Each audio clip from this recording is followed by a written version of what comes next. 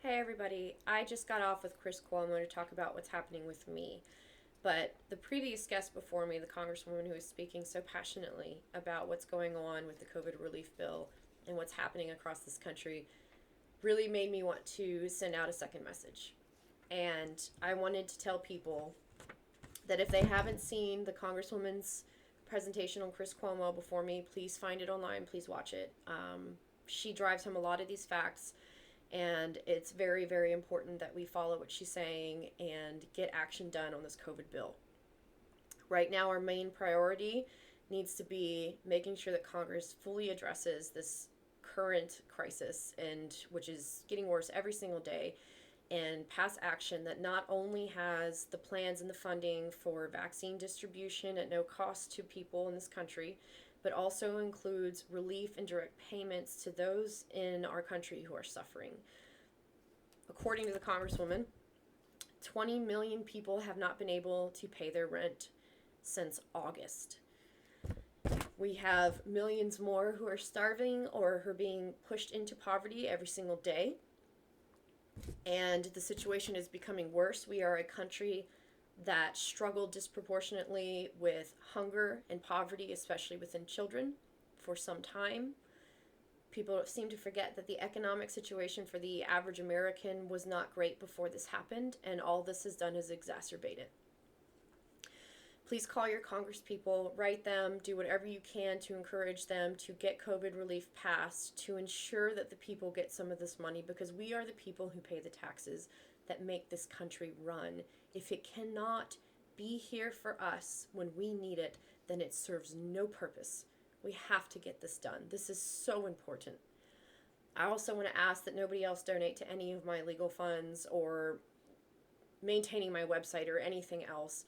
Please keep your money. Please take care of your family. This Christmas is going to be sad and lonely as it is. Do not travel. Just stay with your immediate family and make the most of it. And whatever you have, keep it. If you can spare some, give it to someone local who can help people. I don't talk about this a lot, but when I was 10 or 11 years old, my family, had a really hard time paying the bills. Every 9 weeks, if you got straight A's, you would get this little thing called a gold card, which got you, a free bag of chips at the local, Food Lion, and $10 in a bank account if you opened one up, for a kid, and it was a whole page full of these little perks. And there was one year that was so bad that on the day that we got our straight A gold cards, me and my two sisters and my one brother, we always all got straight A's. We immediately opened and closed all the bank accounts so we could get the cash. Went and got all the chips and the buy one get one frees that came with the gold cards because we needed it to eat. And that was a recurring theme in my childhood, was bouncing from relative to relative, being housing insecure, being food insecure. I remember some days I was so hungry at night that it hurt and I felt like I was going to die.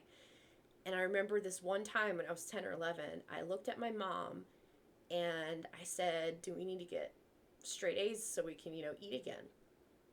And she looked at me and she said, no, you need to get straight A's next time and every time so that you never know what this is like. And that, honest to God, has been the thing that has pushed me my entire life. And there are so many families right now in need, and we really have to do everything that we can to look out for them. A year ago, I could barely pay my bills. I was in a dead-end cycle with payday loans just to catch up on the previous daycare bill. And that is where everybody is at right now. And we have to look out for each other. We have to not vilify each other. And whatever you have to spare, please give to someone who needs it to eat. I will fight this state. I will fight all of these accusations. I will take on the governor. But it is far more important that people eat than it is that I stay out of jail. So that is my request of you. And I want to say, I hope everybody takes care of each other. Thank you for all of your support. And just to finish, there were 11,335 new cases in Florida today. That is the most since July 24th. There were 135 new deaths reported today, and that leaves us 149 deaths shy of 20,000. And those are the COVID numbers today for Florida. Thank you, guys.